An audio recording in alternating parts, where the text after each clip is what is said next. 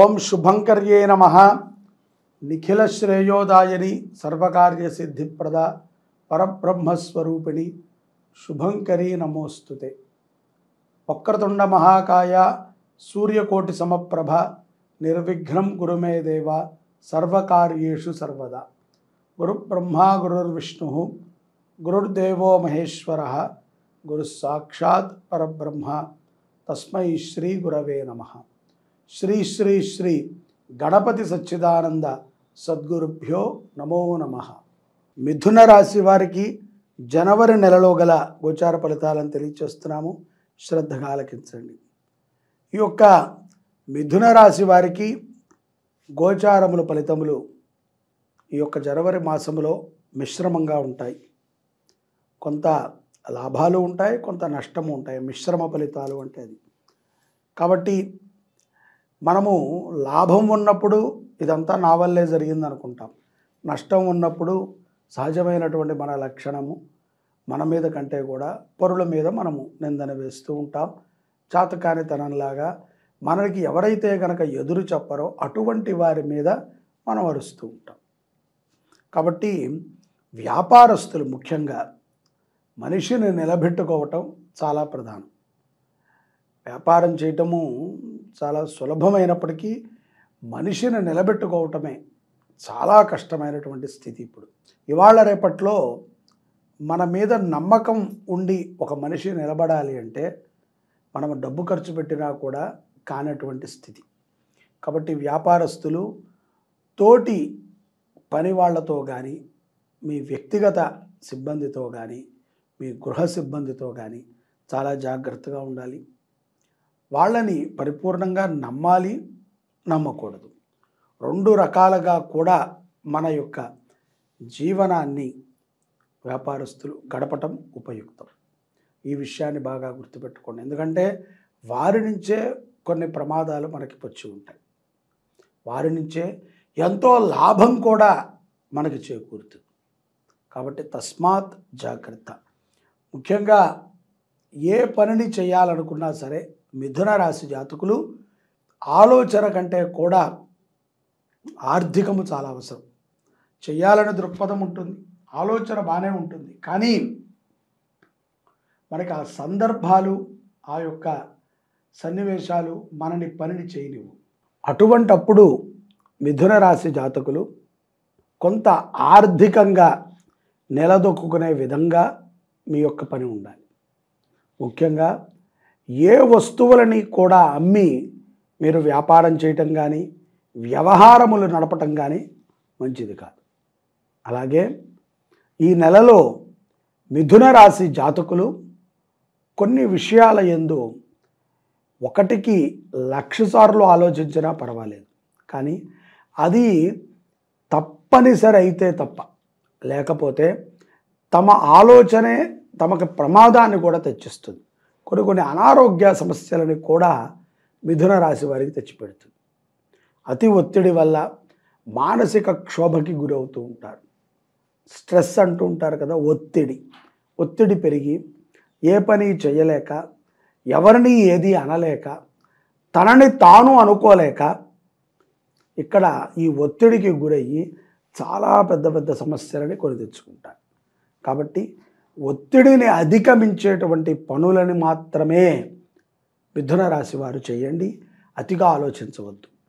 ఉద్యోగస్తులు కూడా తస్మాత్ జాగ్రత్తగా ఈ మాసాన్ని గడపండి. ఎక్కువగా సెలవులు పెట్టడము కానీ, ప్రయాణములు చేయటము కానీ, స్నేహితులతో కలిసి పార్టీలకి వాటికి వెళ్ళటము కానీ కొంత కంట్రోల్ చేయగలిగితే మీకు ఎంతో ప్రశాంతత, ఆ యొక్క విషయాల యందు అంటే పార్టీలు, తిరుగుడు, సెలవులు ఇటువంటి విషయాల యందు కొంత శ్రద్ధని పెట్టి నిర్ణయాలను తీసుకుంటే మంచి పేరుని సంపాదిస్తారు. ఉద్యోగంలో కూడా ఎంతో ఎదుగుదల మీరు చూడగలుగుతారు. విదేశాలలో ఉన్నటువంటి మిథున రాశి జాతకులు కొంత వీసా సమస్యలు రావచ్చును, లేకపోతే అక్కడ స్థిరముగా ఉన్నటువంటి మీరైనా సరే కొన్ని సమస్యలని ఫేస్ చేసేటువంటి సందర్భాలు గోచరిస్తున్నాయి. తద్వారా ఇండియాకి వెళ్ళిపోవాలా, భారతదేశానికి వెళ్ళి ఇక్కడ ఏదైనా మళ్ళీ ప్రారంభించాలా. మరికొంతమంది ఉంటారు సడన్గా డల్ అయిపోతారు. చాలా యాక్టివ్గా ఉండేటువంటి వారు మౌనంగా అయిపోతారు, అండర్కి వెళ్ళిపోతారు, కనబడరు, ఎవరితో మాట్లాడరు, ఏది వినబడదు, ఏది చెప్పినా సరే పట్టించుకోరు. తిండి మీద కానీ వస్తువుల మీద కానీ దేని మీద మమకారము లేదా వీళ్ళకి అన్నట్టుగా వీరి యొక్క ప్రవర్తన ఉంటుంది.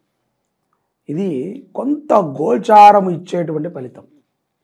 కాబట్టి మీరు పర్సనల్గా మీ జాతకాన్ని పరీక్షించుకోండి, యోగ్యమైనటువంటి కార్యక్రమాన్ని చేయండి, దాన ధర్మాలు చేయండి. ముఖ్యంగా సూర్య భగవంతుణ్ణి మిథున రాశి వారు ఆరాధన చేయడం ఎంతో విశేషం. సూర్యనారాయణమూర్తి అనుగ్రహం కావాలి. తద్వారా అనేక విజయాలను పొందగలుగుతారు. విద్యార్థులు కూడా పరీక్షా కాలము యందు సడన్గా యూటర్న్ తీసుకుంటారు. జ్వరం రావటము, అతి ఒత్తిడికి గురైపోయి పరీక్ష రాయలేకపోవటము, ఏదో ఒక సమస్య లేకపోతే ఏదో ఒక సమస్యలో మీరు ఇరుక్కోవటము ఇట్లా జరుగుతుంది. కళావిహీనంగా కొంత తయారవుతూ ఉంటారు. కాబట్టి విద్యార్థులకు కూడా ఇటువంటి సమస్యలు ఉంటాయి.